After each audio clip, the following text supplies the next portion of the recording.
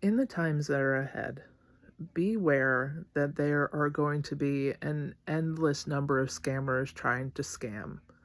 There are also people you think you know and trust who are going to steal from you if they're given an opportunity. As people become more desperate, their actions become more desperate. And with Trump taking away a lot of the agencies that would be the oversight for a lot of these things, like the Consumer Protection Agency and whatever else he guts in the next few weeks, the agencies you would go to if businesses are screwing you might not be there. You can listen to people like me online, but honest to God, verify what that person is saying. Take nobody's word as fact or truth. Double check.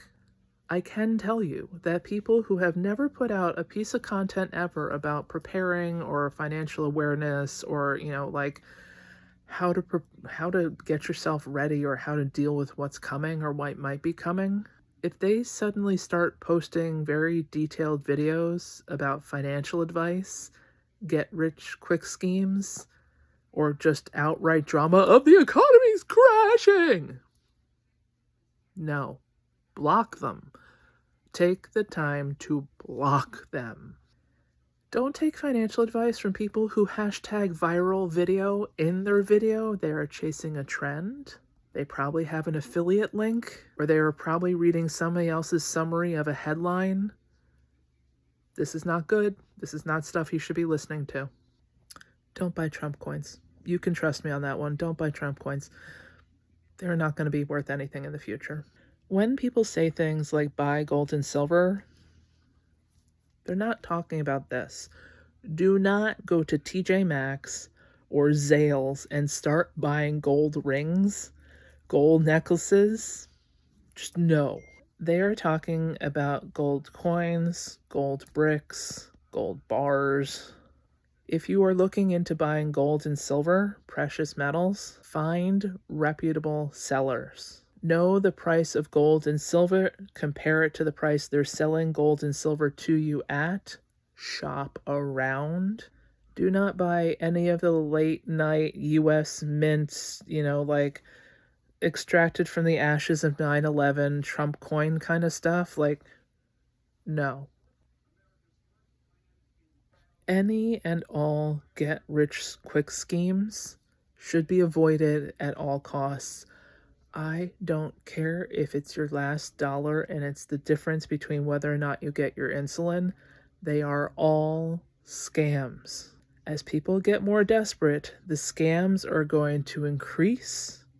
You don't want to click on links you don't know about. You don't want to follow advice from people who just seem to be adorable on camera. Anybody who says, trust me, don't trust them. I know we are tired, I know we are stressed, but you need to put the time in to research what people are telling you, wonder why people are telling you, and also recognize your financial situation is not anybody else's financial situation. Just because it worked for them doesn't mean it's going to work for you. I don't care if it's your coworker and dollar for dollar, they make exactly what you do. Just because they had a great experience at a certain bank doesn't mean you're going to.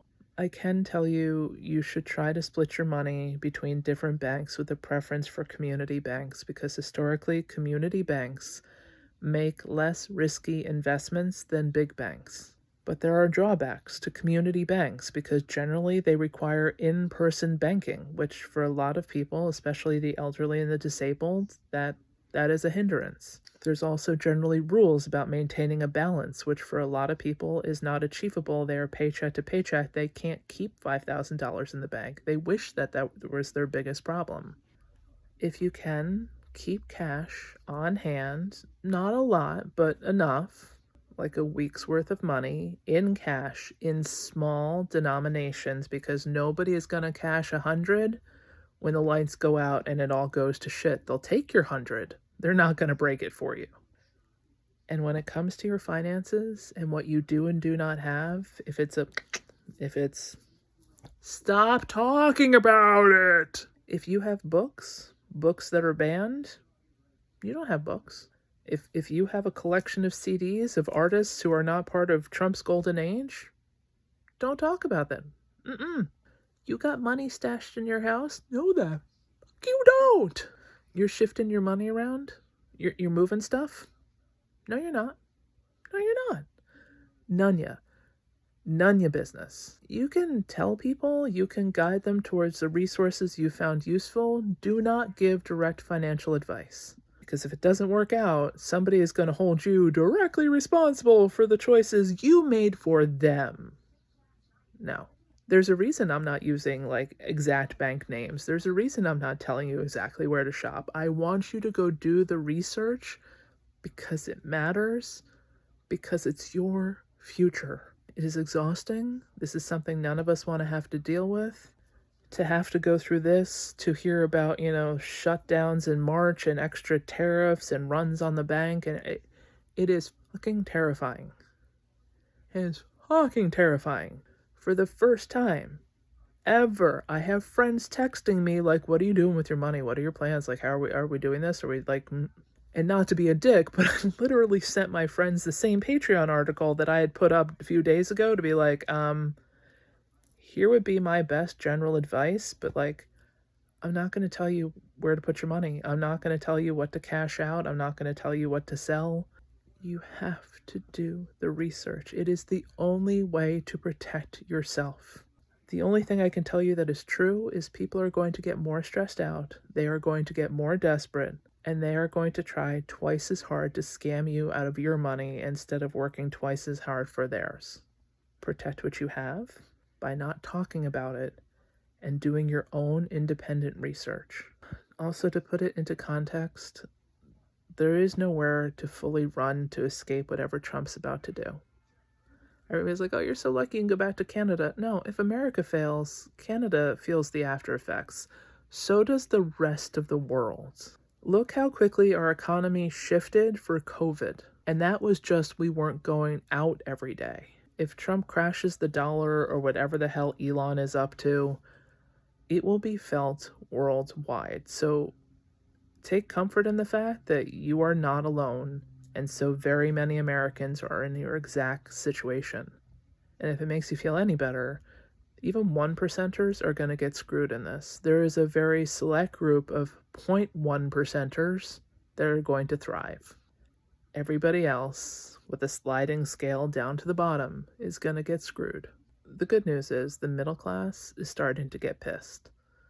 And if the middle class and the upper class, which is all bullshit because we're all the 99%, but whatever, when we get pissed enough, that's when people start to get nervous, because if the middle class and the upper class start to take their monies out of the bank, that's when banks have less money to screw around with. So even if they've taken away all these controls for regulation, if they don't have money to play with, they can't play with the money.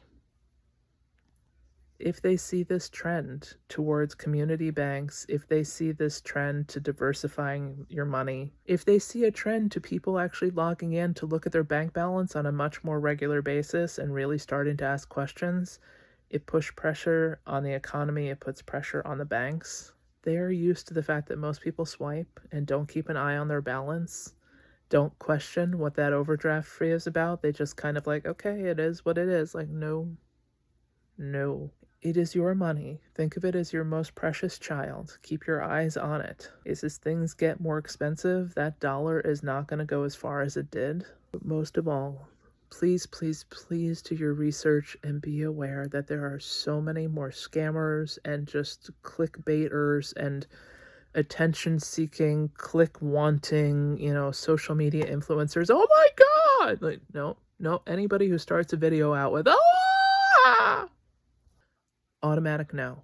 You want reasonable, rational experts in their fields giving you advice, and you still want to double check it. I am not an expert in this field. At best, I am the holder of a tiny thimbleful of common sense, but my common sense is telling you, do the work and do the research, and then don't talk about it to other people.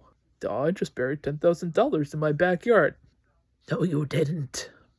Times are also going to get tough. Decide who your community really is. There's a rule in boating. One hand for the boat, one hand for you. which means basically at all times you should be holding on to the boat so you don't fall into the sea and get eaten by the sharky shark. There are a lot of people that are going to be in a lot of need, and you are going to want to give out your resources. Ask yourself, would they sell a kidney to give it back to me? Or are they going to lose my number and completely override our 10-year friendship as soon as I write them this check? If you're okay with that money leaving and never coming back to your bank account, fine. If you're trusting and you think, oh, absolutely, they would never screw me, they would screw you. Hard. People get very funny about money, especially when money gets tight. One hand for you, one hand for your community. Once it's gone, it's gone. And it would seem Trump and Elon are working very hard to make sure what little money we, the 99%, have is gone. Make wise financial choices, please.